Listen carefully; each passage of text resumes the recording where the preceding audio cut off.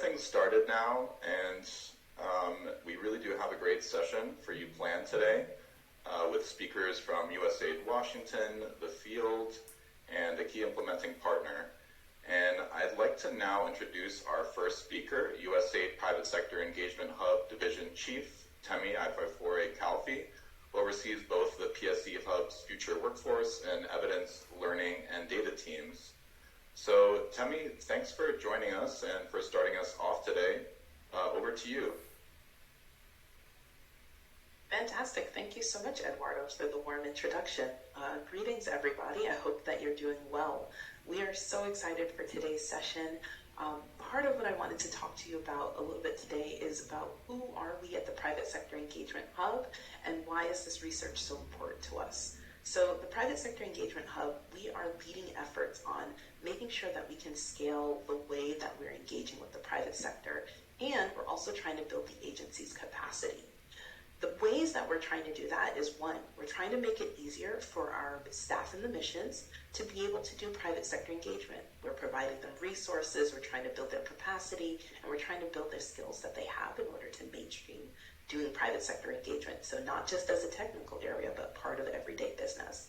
The other thing that we're trying to do is make USAID a better partner and more effective partner to the private sector. And part of how we're trying to do that is thinking about the way that we engage, how we apply a customer service lens to the work that we do, and really trying to take the evidence of things that we know work. The other thing that we're trying to do, as I mentioned, we try to provide resources, and so we're also trying to expand USAID's toolkit for private sector engagement, and then we're also trying to really make sure that we're not only gathering evidence of what works, but that we're using it, and that we're also then able to take action as a result. The reason why we thought that this research was so vital and so critical is that it really helped address the key gap in our understanding around COVID-19. As you know, COVID-19 completely rocked our world and impacted the whole globe. But part of what we really were seeking to understand was, how did USAID engage with the private sector throughout that? How did that engagement help to improve resilience during the COVID-19 pandemic? And to what extent was the agency successful in doing this? This matters to us at the agency because we do have an agency learning agenda, and that learning agenda is really where the agency looks at how is USAID using its partnerships with the private sector? How are we using our partnerships with our local faith and non-traditional partners? And how are we working with other donors to really contribute to our sustainable development objectives? So when we had the opportunity to think about this, and when we had the opportunity to take a look at how we responded during COVID-19, we got really excited. We really do think that the learning that we get from this is going to be able to not only show how we responded, but it's also going to be able to help us strengthen our response in the future and really help guard us and get us ready in the face of future shocks. So right now, the agency, I mentioned that I represent the Private Sector Engagement Hub. And here at the Hub, one of the ways that we are trying to really move forward with changing how the agency does private sector engagement is we've launched what's called Private Sector Engagement Modernized. And it's a series of flagship events in which our key objectives are really to look at the evidence to make sure that we can enhance the engagements that we have and that we have a deep understanding of what our partners need. One of the things that we are trying to do is this activity with Modernize is really providing some really key insights in terms of what does it mean to have engagements that are led by the private sector? What does innovation look like? How are the lessons that we can take from that? And how can we take those to help us navigate partnerships in the future, really in complex operating environments? So as we go through and as you listen today, you're going to hear a lot of great information in terms of what we learned and what came out of the experience of engaging the private sector as part of during the COVID-19 pandemic. But I have an invitation for you. I'm going to invite you to actively listen. I want you to kind of look and find a nugget that resonates with you and find something that really strikes you during the pause and reflect. You're going to be able to talk about that, think about it, but we're really hoping that this becomes an opportunity for us to take that information in, because as I said, we want to learn from it, we want to be able to act on it. So now I'm going to turn it over to Helene to walk us through the key findings. And I just want to thank you so much for joining us today. We have, if you're interested in learning more about the Private Sector Engagement Hub, we have a PDF and some other resources that we can drop and share with you throughout the course of today's webinar. But we are super excited about this work, and I hand it over to you, Helene. Thank you so much.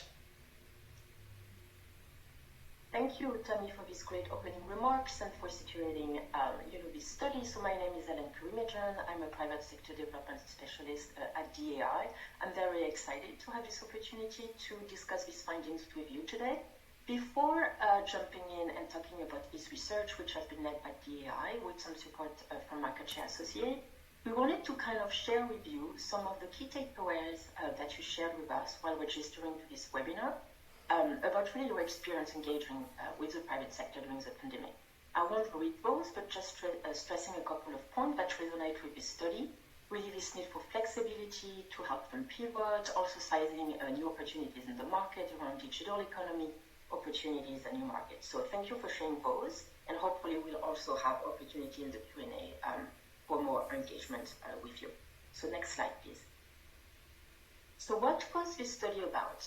The study purpose, as Tammy mentioned, was really to understand how USAID engaged with the private sector to improve firm resilience during the pandemic and to what extent the agency was successful in doing so. We basically started out by conducting a landscape assessment that focused mainly on secondary data analysis, looking across a wide range of future activities. We then selected one trend and deep dived into it. So we basically developed these two research products. And I'll be talking mainly in my presentation about the landscape assessment, but we'll have time to talk and unpack one case study we've done on digital innovation later with Ines Alouche, the COP from the Tunisia job activity. So what was the landscape assessment about? We basically looked at evidence, analyzed trend across a set of 30 Feed the Future activity, implemented by 16 partners in 20 countries. We tried to cover different market contexts. So I wanted to stress that 1/4 of the sample actually come from conflict setting environments. We tried to answer the 3 higher level research questions that you can see on the slide. And we also focused on different sectors, looking at agriculture, of course, with Feed the Future, but also non-agricultural sectors. You can see at the bottom of the infographic, we looked at tourism, textile, ICT, and so forth, among others. So we tried to highlight some of the key findings from the research. I unfortunately won't have time to go over everything, so we highlighted in blue the one that I will be able to kind of provide you a little bit more details on. In terms of the first research question, that was really about trying to understand what were the main risks and challenges faced by firm. We found out that half of the activity reported being affected by shocks other than COVID-19, be it natural disaster, the Russia's war in Ukraine, or other health epidemics like Ebola.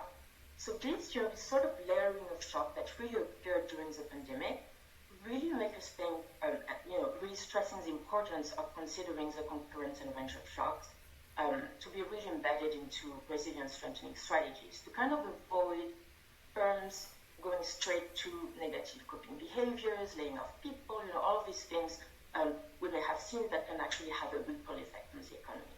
Next slide, please. So before talking a little bit more about results, what we tried to do is categorize the type of private sector engagement strategies that occur. We developed a good resource, a sort of repository, non-explore of the landscape assessment, but kind of provide a lot of detail on each activity, what they've done, key partners and so forth. We highly invite you to actually look at it. But what we wanted to do for this webinar is kind of highlight the 5 main, most common private sector engagement strategies that activities focused on. The first one really around pivoting, helping firms pivot their business model to stay in business, often looking at upgrading new function in the market systems or accessing new markets and buyers. A lot of activities had to refocus on domestic market, be it in tourism sector, in agriculture.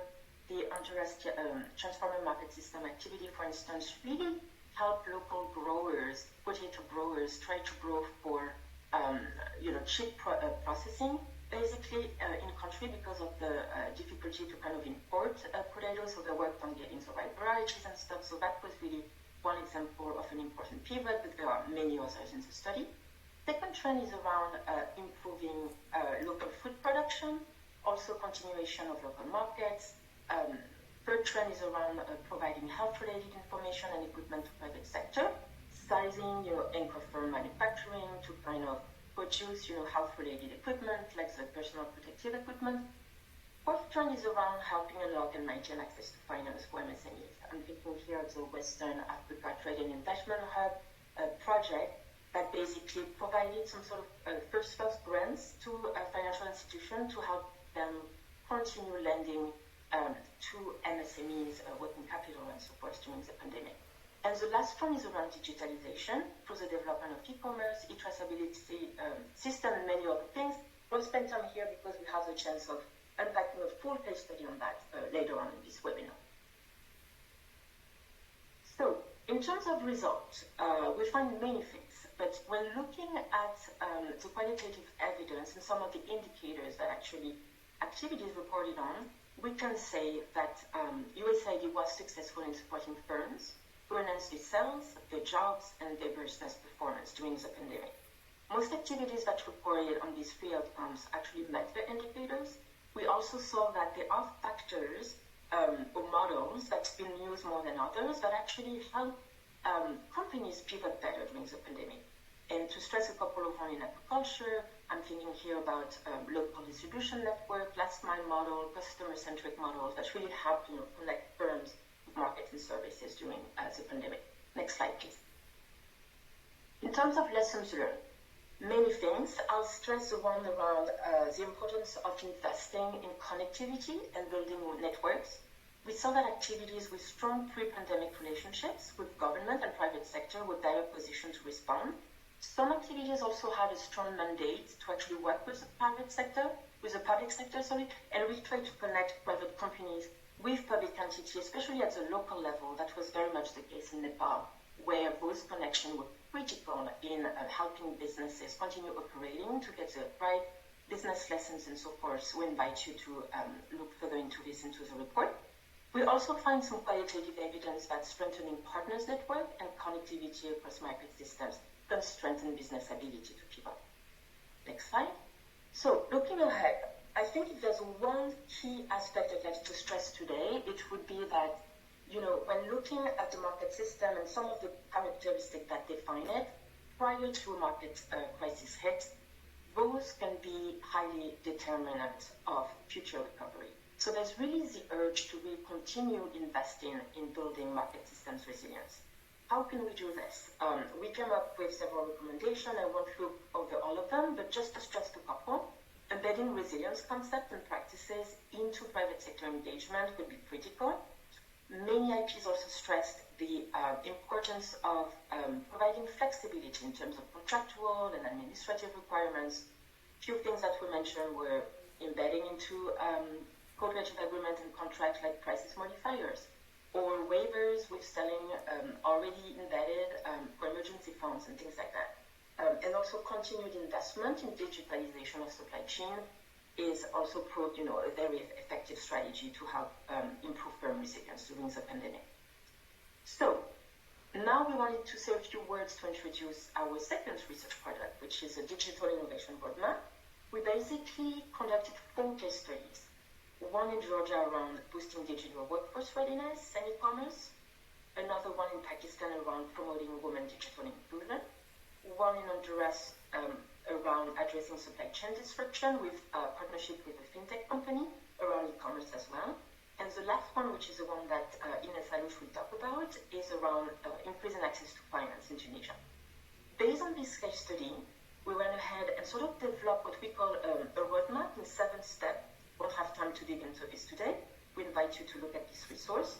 But it was really to provide high-level guidance to USAID staff, as well as development practitioners on how to go about asking yourself, the right questions in terms of how to digitalize potential key services that can benefit many firms and really help strengthen market system resilience and firm resilience. So I'll stop there, and I will pass it on to Ines Alouche.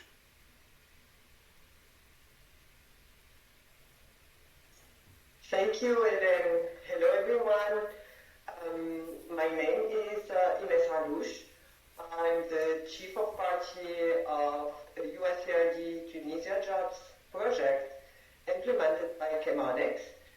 Connexus is managing access to finance activities. I'm really excited to be part of this webinar and share insights on how we successfully navigated market shocks among the challenges of COVID-19.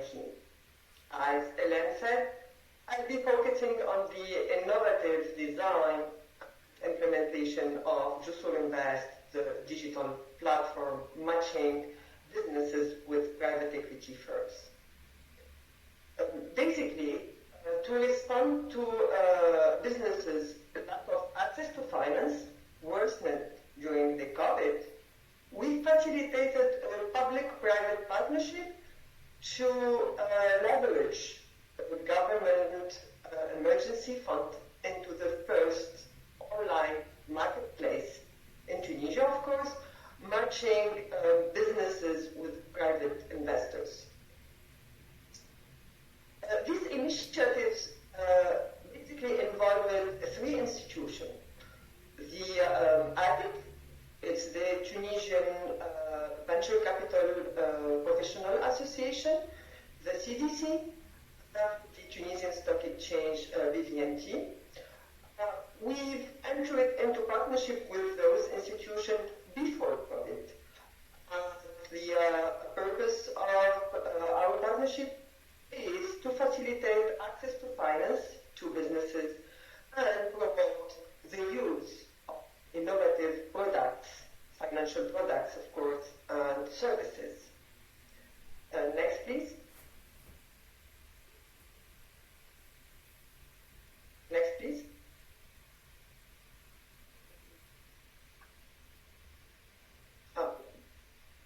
Next slide, please. So we just, I don't see the next slide, but basically just to walk you through the implementation process, thanks to our strong relationship before COVID again with those institutions as well as our shared vision. So from the onset of COVID-19, we were able to quickly come together and implement Jussur Invest platform. So our contribution was hiring a pool of qualified technical consultants and an IT firm.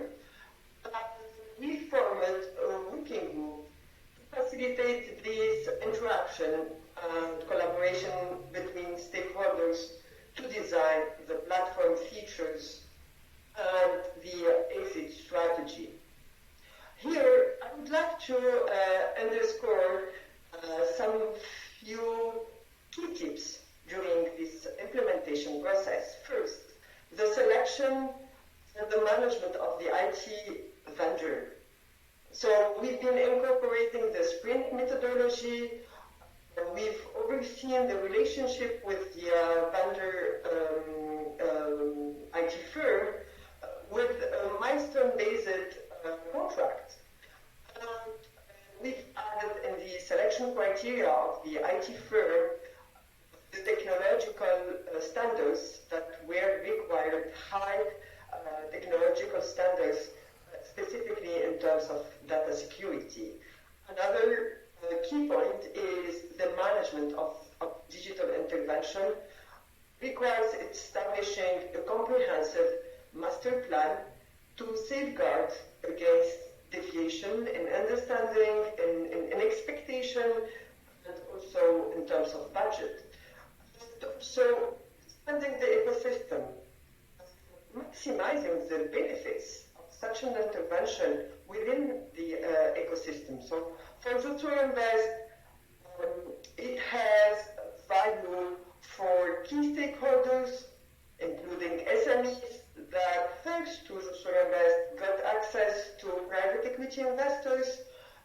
The CDC benefited from all the data collected from the platform to adjust its offer. The CDC is the governmental second-tier fund. The Tunisian Stock Exchange contributed with expertise and facilitated exits for several deals. So let's keep in mind that we have to build the digital platform having in mind the sustainability and the scalability. So for Jussur Invest, we transferred the platform ownership to the CDC. We have the marketplace free for both businesses and investors, but this will be at the end of 2024 when it will become subscription based for investors only. Next, please. So some results that we would like to highlight. So thanks to Jussur Invest, we've been able to have 67 investors, more than 3,000 businesses, and more than 100 consulting firms registered. We're having more than 500 requests for investments made by businesses on Jussur Invest. And we've been able to facilitate 38 deals for $25 million.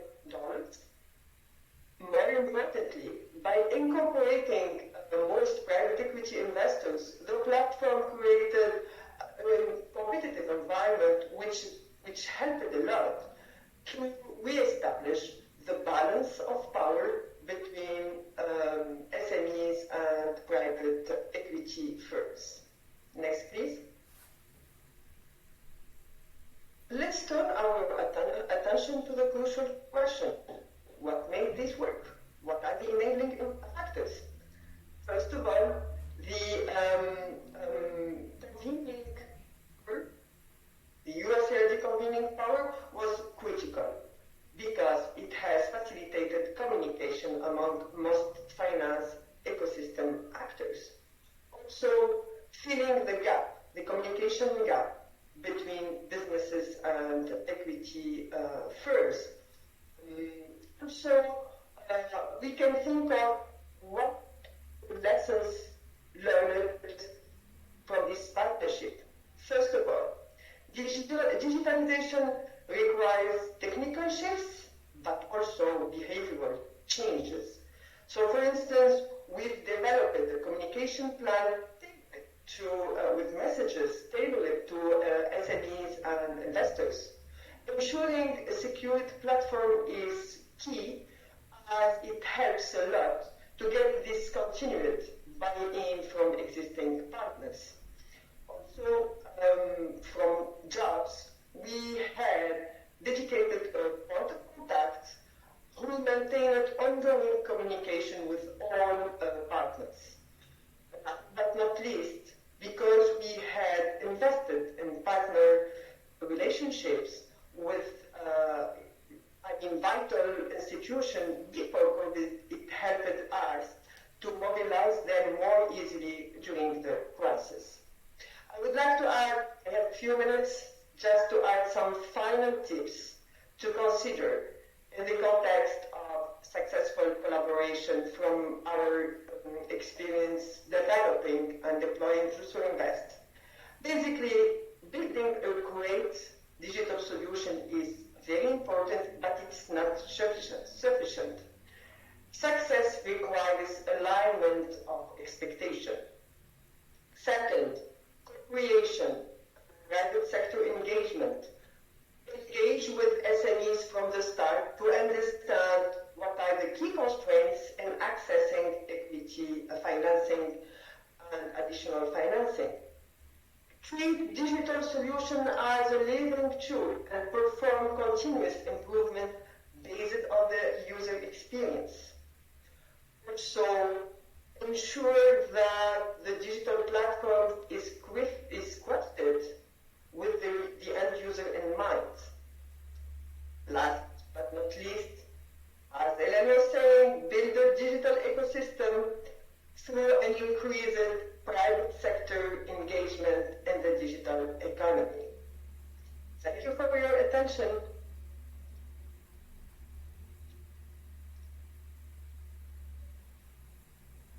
Thank you so much, Inez. And now we'll turn to the panel discussion portion of the session. So again, my name is Eduardo Velasquez. I'm a monitoring, evaluation, and learning specialist at USAID's Private Sector Engagement Hub. And I also served as the activity manager for this research from the USAID side, with additional support from our REFs and PLR colleagues. But I'm really excited to introduce our two panelists participating in today's discussion, both representing a USAID mission and an implementing partner. So joining us is Christine Mousset, USAID Alliance Builder and Private Sector Engagement Point of Contact for USAID Haiti. But Christine leads the mission's efforts to build and strengthen partnerships with the private sector. She advises mission staff, USAID partners, private sector entities alike on partnership development and the use of procurement and design tools. So she is also a program management specialist with extensive experience managing activities in workforce development and resource mobilization. Welcome, Christine. And also joining us, currently from Kyiv, Ukraine, is Mark McCord, Senior Director for DEI's Regional Portfolio in Eastern Europe and Chief of Party for the Georgia Economic Security Program, the USAID activity. So Mark oversees a portfolio of nearly $750 million and has 36 years experience in economic growth, organizational development, including 23 years as a chief of party and project director for USAID and other donor-led engagements. So welcome, Mark, and thanks to you both for being here and for sharing your insights with us. So starting first with you, Christine, in Haiti in particular, figuring out how to engage with the private sector in the face of recurring stressors and a number of concurrent shocks is something you've had to contend with frequently in your mission. So in addition to the pandemic, you've also had political upheaval, severe public security risks, and a series of climate disasters. And so given the broad set of obstacles facing your mission, what are some of the strategies that have been successful or really paid off when operating in such a non-permissive context? For example, we heard a little bit about the work of strengthening MSMEs as a ways of adapting and meeting the needs of the moment. But over to you, Christine. Thank you, Eduardo, and greetings, everyone. So yes, in USAID Haiti, we've tried different PSC approaches and strategies to support MSMEs in light of all the, I would say, the rapid, environment that we are facing. I would say that those that really paid off in terms of strategies are blended finance, facilitation, co-creation, and adaptive management. So for blended finance, we have shifted over the years from providing direct grants to businesses to facilitating their access to capital. Two of our enterprise development activities, AIT Invest, set up a network of local and foreign specialized firms that we call transaction advisors that provide business coaching and mentoring to local MSMEs and help them access capital, which they wouldn't be able to do otherwise. So these transaction advisors, they've been able to leverage capital from different sources, the Asian diaspora, equity investors, local financial institutions, and donors. I also talked about facilitation. We are increasingly using facilitation approach in the implementation of our activities, mainly for enterprise development and also market system development activities. The prime implementer basically identifies leverage points where intervention can drive systemic change in the market systems, but all the work on the field is being done by local market actors that the prime implementer empowers to drive systemic change. One example, the transaction advisor that I mentioned under AIT Invest, they've been able to raise to date more than $30 million in capital for local MSMEs. Also talked about co-creation. Our mission has been using co-creation more often when designing activities and at different stages. And that really helped, increase local ownership and collaboration towards the implementation of the activities. And lastly, for the fact that we're really working in a fast-paced environment, we do a lot of adaptive management. So our activities use project reflex sessions to adapt to any new changing environment. And we also use stuff like grants under contracts and pay for performance to build partnerships and sustain local SMEs.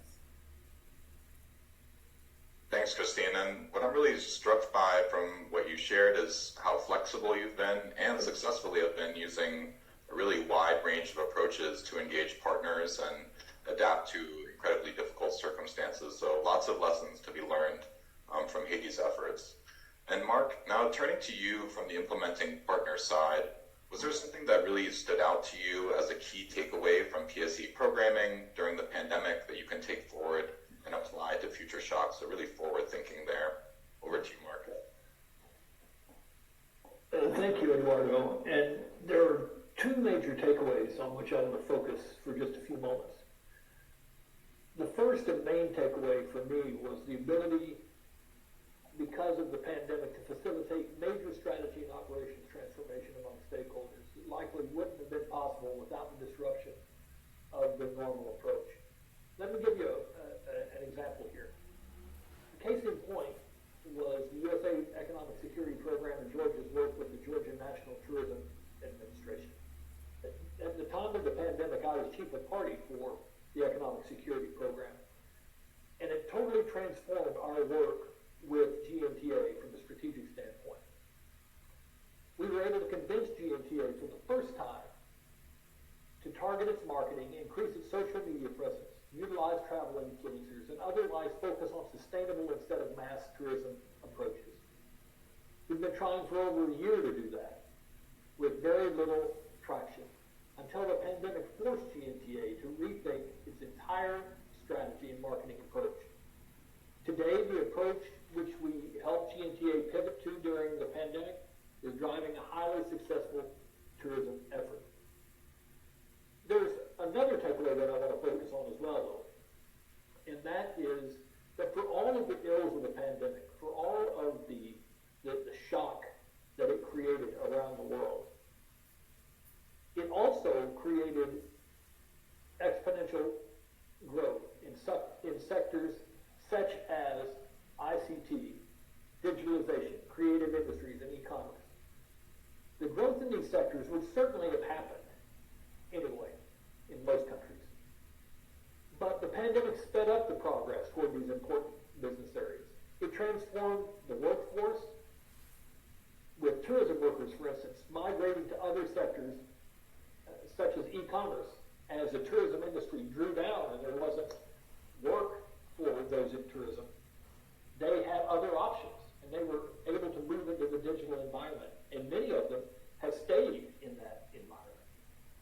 But this required them to gain new or upgraded skills that also had a transformational effect on education, especially on online education and the way people learn. So my point is that for all the challenges, the pandemic provided the impetus for major strategy and operation shifts, the growth of new non-traditional economic sectors, and the integration of technology as an impetus for economic growth. Thanks, Mark. Really fascinating to hear about how you're able to leverage the pandemic into an opportunity to accelerate innovation in Georgia's tourism industry, and what you mentioned about ICT and digitalization, really seeing that take off. That's great to hear. And Christine, now turning back to you, as the PSE lead at the mission, what have been some of your go-to approaches for really identifying potential PSE opportunities or managing relationships with your private sector partners and IPs? What have you seen that's been working well? So actually, there are different approaches, but I think that the ones that really succeeded when it comes to identify potential PSC opportunities, we've been using, two main tools that the PSC Hub have available: landscape assessments and requests for information, so RFI. Those are great tools when it comes to actually get insight on market trends, challenges, and opportunities that the private sector is facing, and look at areas of alignment of interest between USAID and the private sector. RFI specifically has been really useful when it comes in the way that we shape the questions that really cater specifically to private sector entities, and those have been really helpful. The other way is that we also use networking events through our IPs and other donors, such as information sessions, convenings. One of our market system development activity, which is WASA, which is the future activity, use whole of system in the room convenings with market actors, and from there they identify which partners they can actually see as disruptive agent that can drive systemic change. AZ Invest that I mentioned earlier in Active, they hold regular stakeholder roundtables with government representative donors and private sector actors that operate in the financial sector. And on a more informal aspect, we do a lot of managing relationship through informal meet and greets, and we do regular checkups, phone calls regularly with private sector partners, and from those calls we usually learn a lot just from chatting with them. So those have been really helpful when it comes to managing relationship and identifying PSC opportunities. Thanks, Christine. And really understanding the context and the local stakeholders is always crucial, as you point out there with your example. So really some important takeaways that we hope to replicate elsewhere. And now another question. We also know that when we experience challenges or failures, these can sometimes provide the most enduring lessons and be just as informative, if not more so, than any success. So a question for you both, Christine and Mark, from each of your perspectives: was there any particular pitfalls or setbacks that you had to contend with that informed your approach or strategy? And in thinking about those challenges, are there specific initiatives from PSC Modernize, which Tammy referenced earlier, the Hub's efforts to make PSC easier for agency staff, or other areas that you think might be able to help address these hurdles or mitigate critical risks going forward? And Mark, we'll start with you. Well, Eduardo, I think that three things come to mind immediately to me when I look at pitfalls and setbacks. The first was to fully understand the magnitude of what was happening and to be realistic about what needed to be done. For most of us, this was the first pandemic in our lifetime, and the magnitude of that pandemic was a shock, and it caused a rethinking of a number of different strategies, as I talked about earlier. We had to come to grips with the reality of the situation in order to help our stakeholders do so as well. A second pitfall and setback was to help our partners move from a crisis mode to a strategy mode in order to use the pandemic as a way to plan for the future instead of simply survive the present. And finally, a major pitfall or setback was finding ways to combat the gloom and doom mentality that permeated both the public sector and private sectors in the wake of the pandemic. This mentality caused many governments and companies to make poor decisions in the short term that caused significant damage in the long term. For a time early on in the pandemic, the reaction of many governments and private sector leaders were examples of James Collins' doom loop. If you've ever read the book Good to Great, you're probably familiar with the doom loop. This loop occurs when one bad decision leads to another, and then to another, and then to another, until a downward spiral occurs and exacerbates a very challenging situation. Combating this mentality took immense effort for DAI and, in my case, the Economic Security Program in working with its stakeholders. From the standpoint of PSC Modernize, I think a lesson learned from the pandemic that is useful in moving forward is the alleviation of bureaucracy and the transformation of USAID's PSC processes to allow for maximum flexibility. Helena noted this in her presentation. For instance, there are many occasions during our work with the private sector during the pandemic where there were opportunities that were deemed impossible or their timelines were elongated because the world had changed. The nature of the opportunities had changed, but USAID processes have not changed. During the pandemic, every day lost was magnified in terms of the financial and social cost. So one thing USAID Modernize can do is to provide a more flexible and timely way to work with the private sector. Another area where PSC Modernize can assist is proliferation in training and engaging PSC advisors at the mission level. We were fortunate in Georgia to have one of the best, Beverly Hoover. I don't know if she's on the call today or not, but I know my friend David Siklari from the Georgia mission is on today. But in other countries where DAI works, our projects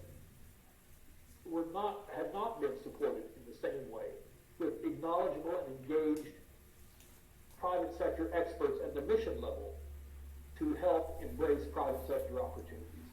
So those are a few thoughts from me as far as the pitfalls, Eduardo. I hope that that resonated with someone. Yeah, Mark, thanks for that. And I know you were citing some of those myopic or hasty decisions from both the public and private sector that set us back a bit in the longer term.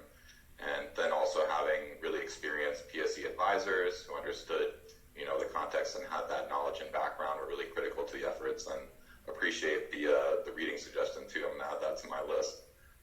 Christine, now from your side, what did you find?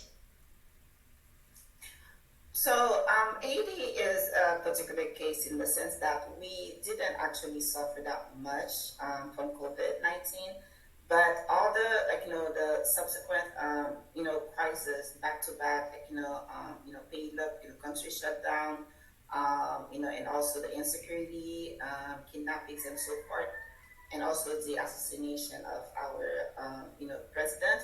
All of those really impacted MSMEs in similar way that COVID did in other countries, in the sense that businesses had to face loss of revenues, high operating costs, etc. So one of the pitfalls that I think is really concern for us is how decapitalized businesses are in Haiti constantly, and it's a huge problem that we've been trying to counter various ways. And I think that so far the mechanism that the BSC Hub has made available, particularly when it comes to Invest Global, which we did under which we did the AED Invest, really helped us find the right way to work and support businesses and help them access capital. Otherwise, they wouldn't be able to for various reasons.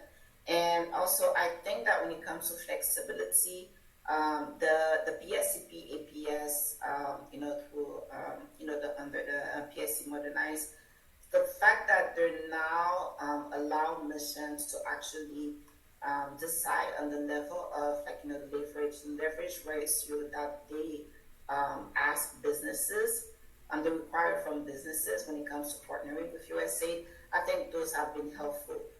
Because specifically when it comes to local private sector, not all of them are able to actually leverage resources to the same extent as multinational companies.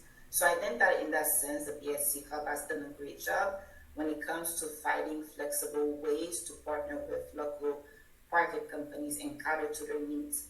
The other pitfall that I think that I would mention is the fact that internally in our mission, there is a lack of, I would say, private sector mindset.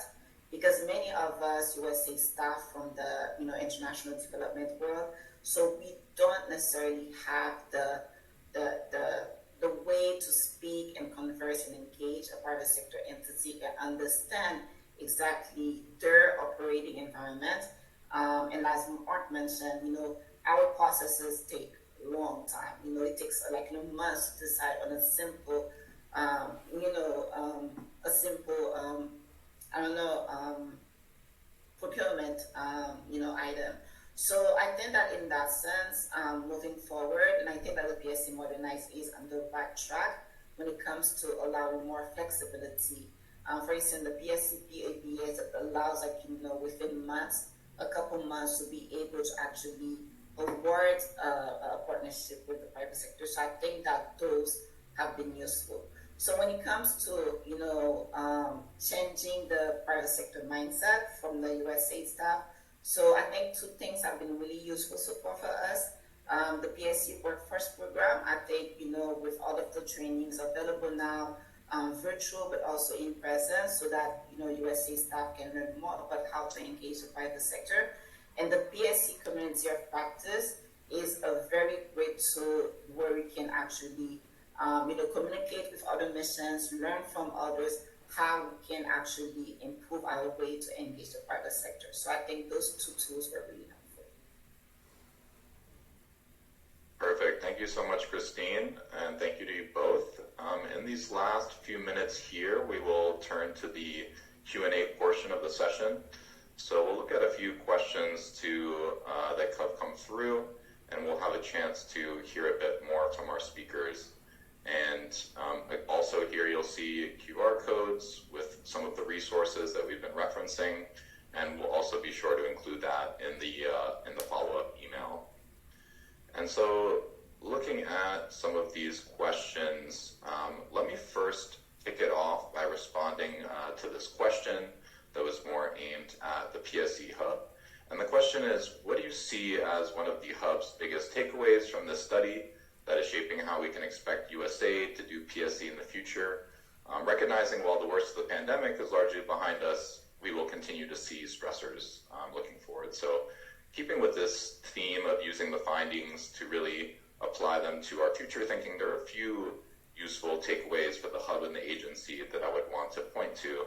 So as Mark and others have pointed out, the Hub is really focused on streamlining PSC processes and systems, making it easier for USAID to engage partners, so which will only become more relevant as our global operating environment looks to become more rather than less complicated over time.